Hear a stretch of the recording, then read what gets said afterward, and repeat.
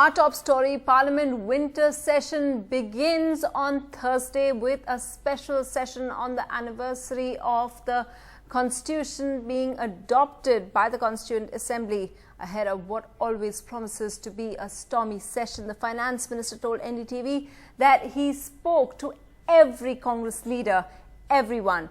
And this is a contradiction of what Rahul Gandhi said when he said that the government didn't reach out to break the deadlock.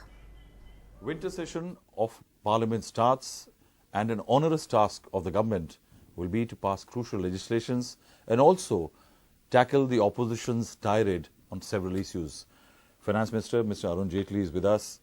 Mr. Jaitley, the task for you is first to tackle what the opposition will throw at you in terms of political attack and then get down to the business of legislation.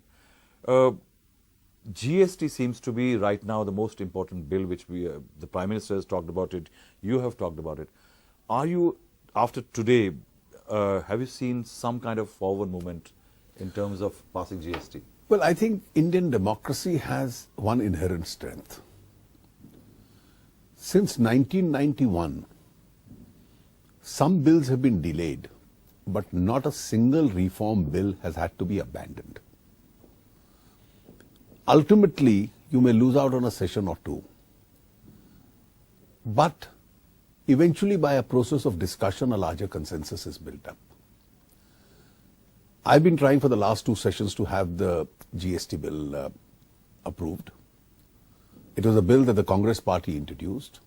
It was a bill on which you have a unanimous recommendation of the Standing Committee.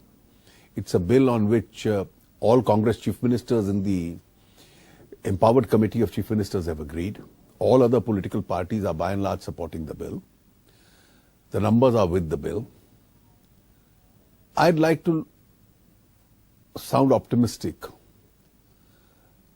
that it's delayed, but it probably will get passed. Do you think the opposition at this time, when the Congress is talking about three demands, one can see that you're already talking about a revenue neutral rate which can be brought down, which the Congress has been talking about? Well, since I'm in the course of discussions with the Congress party, which I have been since the last session, I don't want to go public on each of the demands and the stand of the Congress party. But are you willing for a certain amount of flexibility on it?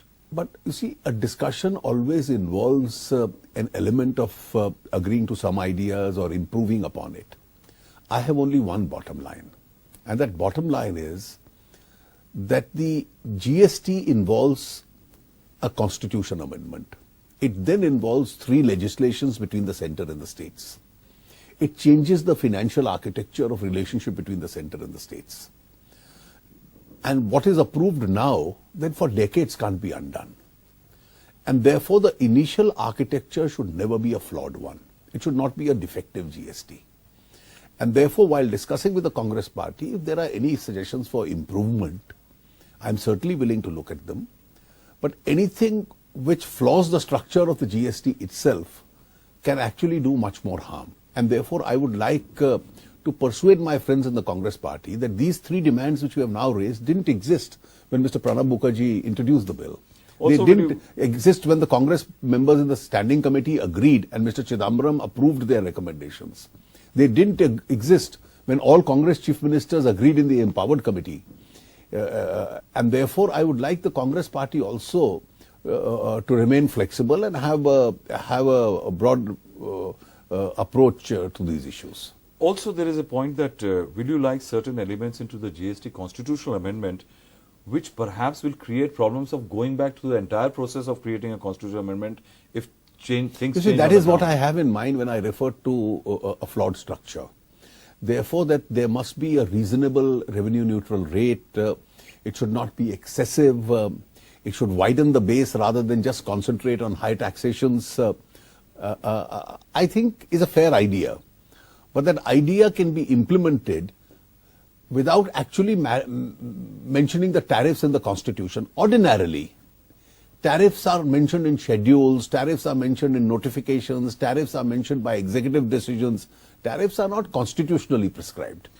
What do you say about Mr. Rahul Gandhi today saying that till now the Prime Minister and nobody from the government has spoken to us about the GST? Well, I have spoken to every and please underline the word every leader of the Congress party over the last few sessions.